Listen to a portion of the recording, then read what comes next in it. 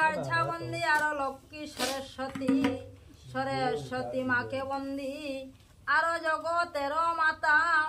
কণ্ঠে বসি যুগাই দেও মাগো স্মরণ করি কথা চতুর্থে বন্দিলাম আমি গণেশ সইতে অর্ধ অঙ্গ শুভে গৌরী আবার গঙ্গা শুভে মাতে